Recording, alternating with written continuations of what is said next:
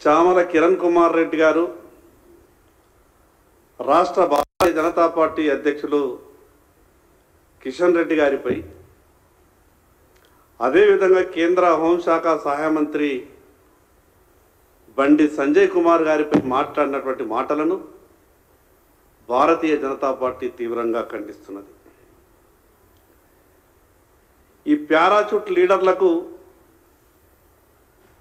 గాలిలో గెలిచినటువంటి కొందరి నాయకులకు కష్టపడి ప్రజల కొరకు పనిచేసినటువంటి నాయకుల విలువ కానీ వాళ్ళ చరిత్ర కానీ తెలుసుకొని మాట్లాడితే బాగుంటుంది.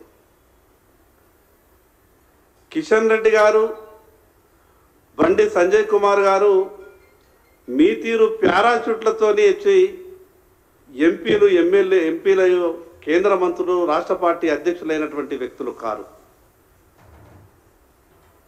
కిషన్ రెడ్డి గారు సామాన్య కార్యకర్తగా, స్వయం సేవకునిగా భారతీయ జనతా పార్టీలో అంచెలంచెలుగా ఎదుగుతూ ప్రజాసేవలో ముందుండి ఈరోజు కార్యకర్త స్థాయి నుంచి రాష్ట్ర పార్టీకి అధ్యక్షులుగా, కేంద్ర కేబినెట్ మంత్రిగా ప్రజల మన్నలను పొందుతూ ప్రజల కష్టాల కొరకు ఎల్లప్పుడూ ప్రజల కొరకు పనిచేసేటటువంటి నాయకులు కిషన్ రెడ్డి గారి మీద చామల కిరణ్ కుమార్ రెడ్డి ఈ మధ్యనే ఆయన మాట్లాడుతున్నటువంటి మాటలు చూస్తే మేము కొంత ఒక రకమైనటువంటి భాషను ఉపయోగించాలనిపిస్తుంది. కానీ ఇది మొదటిసారి కాబట్టి బండి సంజయ్ కుమార్ గారి పోరాట పటిమ గురించి చామల కిరణ్ కుమార్ రెడ్డి గారు మీకేమైనా తెలుసా? మా ఇద్దరు నాయకులు కూడా ఏమన్నారు? ఈ రాష్ట్రంలో కాంగ్రెస్ పార్టీ అధికారంలోకి వచ్చిన తర్వాత పరిపాలనను గాలికి వదిలేసి కేవలం ఫిరాయింపుల మీదనే రాజకీయాలు చేస్తున్నది.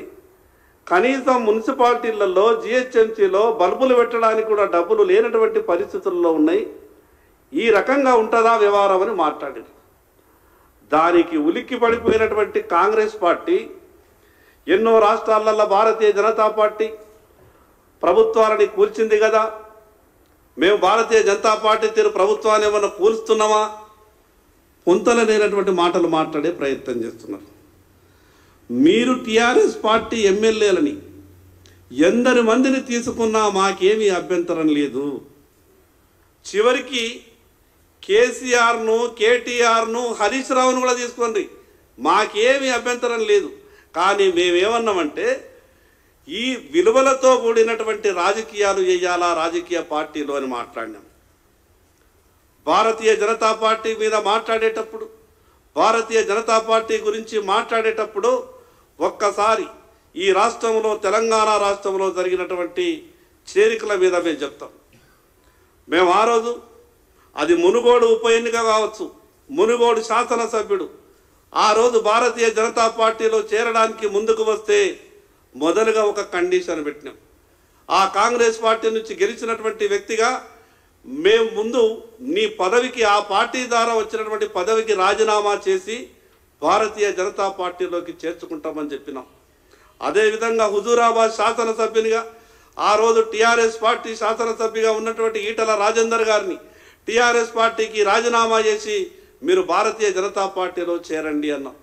ఆ ఇద్దరు శాసనసభ్యులు కూడా, ఒకరు కాంగ్రెస్ పార్టీ నుంచి గెలిచినటువంటి వ్యక్తిని, ఇంకొకరు టీఆర్ఎస్ పార్టీ నుంచి గెలిచినటువంటి వ్యక్తిని ఆయా పార్టీల ద్వారా వచ్చినటువంటి పదవులకు మీరు రాజీనామా చేసిన తర్వాతనే పార్టీలో చేర్చుకుంటామని చెప్పినాం. తిరిగి రాజీనామాలు చేసిన తర్వాతనే పార్టీలో చేర్చుకున్నాం. ధైర్యంగా ఉప ఎన్నికకు వెళ్ళినాం. ఆ రోజు టీఆర్ఎస్ పార్టీ బలమైనటువంటి పార్టీగా ఉన్నది. ఉప ఎన్నికకు వెళ్ళాలంటే ఏ రాజకీయ పార్టీ కూడా ధైర్యంతో మాట్లాడలేదు. కానీ భారతీయ జనతా పార్టీ విలువలతో కూడినటువంటి పార్టీగా ఆ రోజు ఆయా పార్టీలకు సంబంధించినటువంటి నాయకులు పార్టీలో చేరితే ఆ పార్టీల ద్వారా వచ్చినటువంటి పదవులకు రాజీనామా చేసిన తర్వాతనే భారతీయ జనతా పార్టీలో చేర్చుకున్నాం. కాంగ్రెస్ పార్టీ అధికారంలోకి రాకముందు మాట్లాడినటువంటి మాటలకు, అధికారంలోకి వచ్చిన తర్వాత చేసేటటువంటి వ్యవహారాలకు ఎక్కడ కూడా పొంతన లేదు. మేము మిగతా రాష్ట్రాలలో ప్రభుత్వాలు ఏర్పాటు చేసినాం, కానీ మీ తీరు రోజుకొక్కరు పూటకొక్కరు తీసుకొని ఏర్పాటు చేయలేదు. ఆయా రాష్ట్రాలలో జరిగినటువంటి రాజకీయ పరిస్థితుల వల్ల, ఆయా రాష్ట్రాలలో జరిగినటువంటి రాజకీయ వ్యవహారం వల్ల 2/3 మెజార్టీ సభ్యులు వస్తే కానీ అక్కడ ఉన్నటువంటి ప్రభుత్వాలు ఏర్పడలేదనే విషయాన్ని కాంగ్రెస్ పార్టీ నాయకులు గమనించాలి.